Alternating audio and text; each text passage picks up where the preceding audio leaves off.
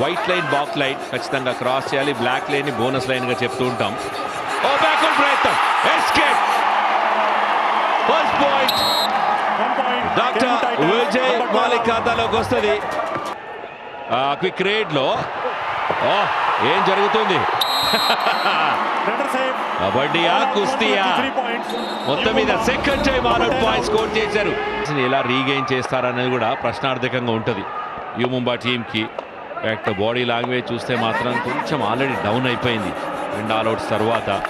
విజయ్ అవసరం ఉన్నప్పుడు తను పర్ఫార్మ్ చేయడం ఇంపార్టెంట్. అండ్ అక్కడ టోటల్ జరిగింది. Wow, beautiful skill execution. Vijay Malik white line back line దాన్ని ఖచ్చితంగా క్రాస్ చేయాలి, క్రాస్ చేశాడు. ఇప్పుడు అక్కడ రిమైనింగ్ సెకండ్స్ ఉండి వెనక్కి వచ్చినా ఎలాంటి ఇబ్బంది ఉండదు. కానీ వీలైనంత టైం స్పెండ్ చేయాలో. పర్వేజ్ పూర్తిగా ఆఫ్ కలర్ లో ఉన్నాడు.